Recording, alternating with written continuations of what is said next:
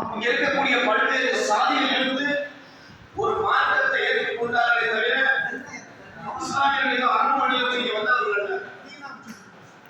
ஏன் இப்படி ஒரு வஞ்சகமான ஒரு வக்கிரமான ஒரு நிலைப்பாட்டை இன்றைக்கு நீதிமன்றம் எடுத்திருக்கிறது? ஒரு நீதித்துறையை சார்ந்த ஒரு நீதிபதி இவ்வளவு கொடூரமான செயலை அவர் செய்து கொண்டிருக்கிறார் என்று சொன்னால் அவர் ஒரு நீதிபதியே அல்ல. அவர் 7 வயது முதல் தன்னுடைய சங் பரிவார பயங்கரவாத கும்பலோடு தொடர்பு கொண்டவர். 7 வயது சாரா பயிற்சி மூலமாக வாக்களிக்கப்பட்ட இந்திய இறையாண்மைக்கு எதிராக நடக்க வேண்டும் என்பதற்காக உருவாக்கப்பட்டவர். ஏனென்று சொன்னால் இந்தியாவிலே குறிப்பாக தமிழகம் தழுவிய மக்கள் எல்லாம் அண்ணன் தம்பிகளாக, மாமன் மச்சான்களாக, சித்தப்பா பெரியப்பா என்கின்ற ஒரு பாரம்பரிய நடைமுறை ஒரு உணர்வோடு உரிமையோடு இங்கே பழகிக் கொண்டிருக்கிறார்கள். இதிலே வேற்றுமையிலே ஒற்றுமையோடு இங்கே வாழ்ந்து கொண்டிருக்கின்றோம். இன்றைக்கு இவர்கள் ரத்தம் எல்லாம் என்று குறித்ததை இவருடைய சகோதரியை இப்படி செய்து விட்டார்கள் என்று ஆனாலும் கூட நாங்கள் அமைதியாக இருக்கின்றோம். காரணம், ஜனநாயகத்தை எதிர்ப்பை தெரிவிக்க வேண்டும், அதற்கான வழிகாட்டுதலை இவருடைய கூட்டமைப்பினர் செய்வார்கள் என்ற நம்பிக்கையோடு நாங்கள் இந்த கருத்தை பதிவு செய்கின்றோம். ஜி.ஆர். சுவாமிநாதன் என்பவர் நீதிமன்றத்தை தவிர்த்து பல்வேறு மேடைகளிலே இங்கே பேசியிருக்கின்றார். நீதிபதிகளுக்கு உட்பட்ட வரம்பை மீறி பேசியிருக்கின்றார். எப்படி என்றால், நீதிபதிகள் கண்காணிக்கப்படுவார்கள். சாதாரண மாவட்ட ஆட்சி தலைவர்களுக்கு உச்ச நீதிமன்றத்தில் இருக்கக்கூடிய நீதிபதிகள் வரை யார் அவர்கள், என்ன செய்கிறார்கள், யாரும் தொடர்பு வைக்கிறார்கள், என்னென்ன பேச்சுகளை பேசுகிறார்கள் என்கின்ற விஜிலன்ஸ் அவர்களை கண்காணித்துக் கொண்டே இருக்கும். ஆனால் இதற்கெல்லாம் அப்பாற்பட்டவர் தான் இந்த சுவாமிநாதன். பல்வேறு மேடைகளில் புதுமைகளை பேசுவார். சதானந்தத்தை பத்தி ரொம்ப பயங்கரமா பேசுவார். அதாவது சமீபத்தில் கூட ஒரு வீடியோ வந்துச்சு வெளியே. ஒரு கொலை செய்த ஒரு விஷயத்தை கூட ஒரு காலை ஏற்றி ஒரு படுகொலை செய்து விட்டால், ஒருவர் இறந்து விட்டால், அந்த நிகழ்வை கூட ஒரு பிராமணன் தவறு செய்யப்பட்டார் அப்படின்னு சொல்லக்கூடிய அளவுக்கு அவர் இருக்கார். இன்றைக்கு இப்ப நடந்து கொண்டிருக்கக்கூடிய நிகழ்வு என்பது ஒரு அப்பட்டமான மனித உரிமை மீறல்.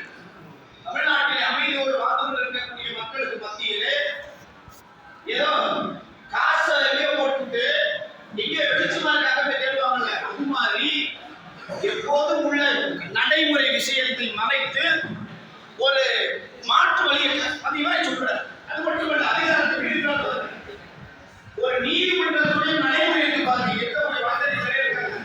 நீதிமன்றத்தோட நடைமுறையை மாற்றுகிறார். ஒருத்தர் மனு தாக்கல் பண்றாரு, அப்புறம் எது மனுதாரர் பயன் கொடுக்கணும், என்ன நடக்கணும், இவர் என்ன செய்யறாருன்னா யாருமே சொல்லாம ஆய்வு செய்ய வராது. நீதிபதிகள் ஆணவத்துக்கு வருவாங்க. இவர் என்ன செய்யறாரு, நேரடியாக திருப்பணத்துக்கு போறாரு. போய் வேலையாரு அங்க இருக்கக்கூடிய கோவில் நிர்வாகத்தை கூப்பிட்டு பேசுறாரு, அங்க இருக்கக்கூடிய அமைச்சரை கூப்பிட்டு பேசுறாரு. அப்படி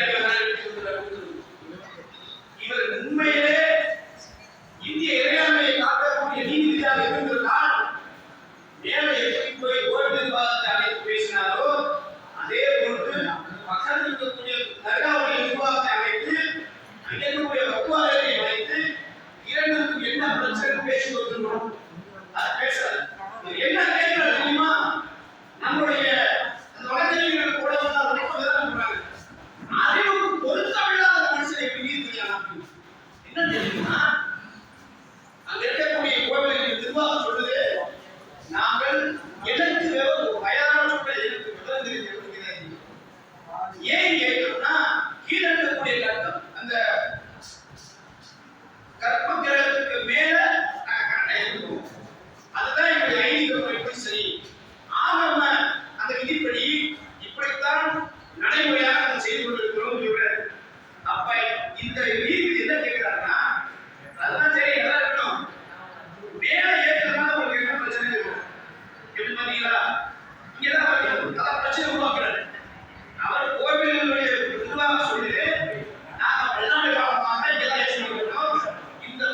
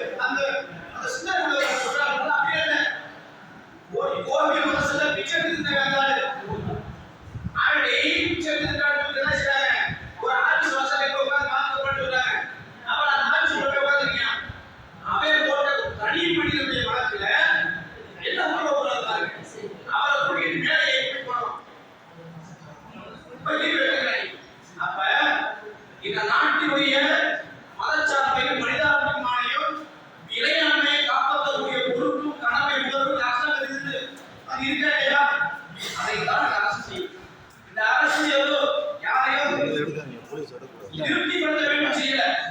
சட்டம்